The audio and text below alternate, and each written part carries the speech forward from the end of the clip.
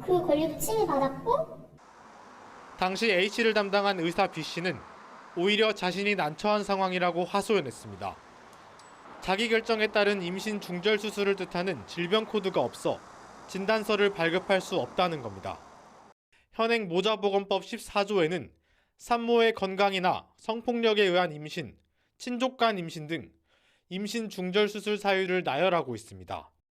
여기에 자기 결정에 따른 임신 중절 수술이 포함돼 있지 않아 정부나 건강보험공단에서 질병 코드를 부여하지 않고 있습니다.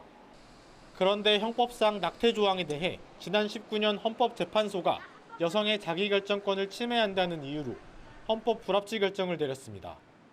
5년이 지난 지금껏 국회에서 보완 입법이 이루어지지 않고 정부도 수수방관하면서 현장에서는 혼란이 이어지고 있습니다. 임신 중단과 관련해서 어쨌든 간에 사회적으로 예민한 주제라고 생각을 해서 지금 손을 놓고 있는 것이 아닌가.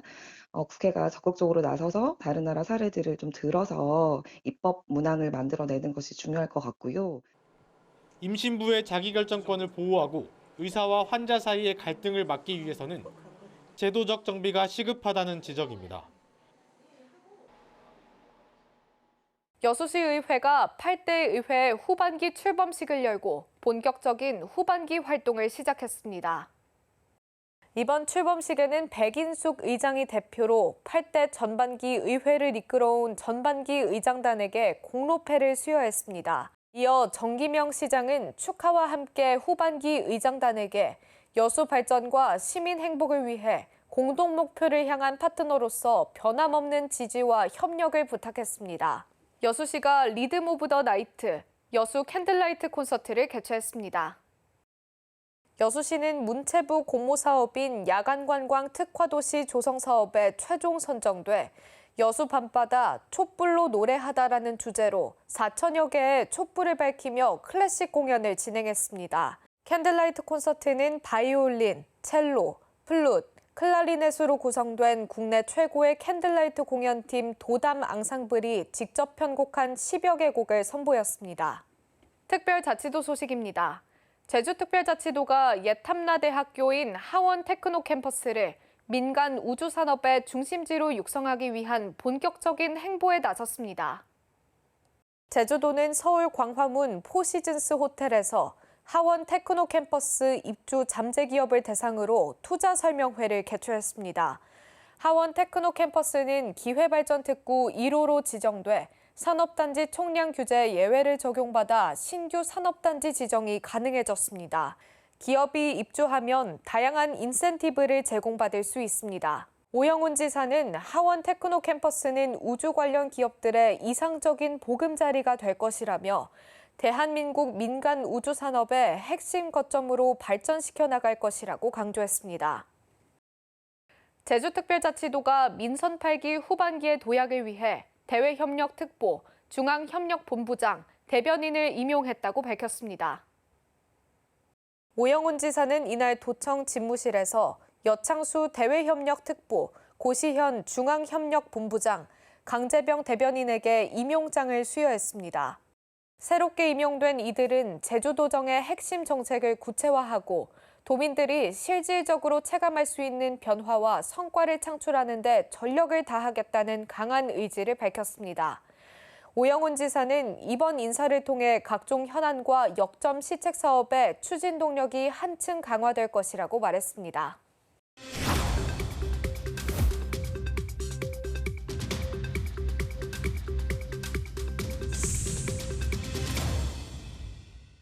한 주간의 행사 소식을 전해드리는 클릭 행사톡톡 시간입니다. 제12회 부산국제 코미디 페스티벌이 부산시 전역에서 개최됩니다. 제12회 부산국제 코미디 페스티벌이 8월 23일부터 9월 1일까지 부산시 전역에서 열립니다.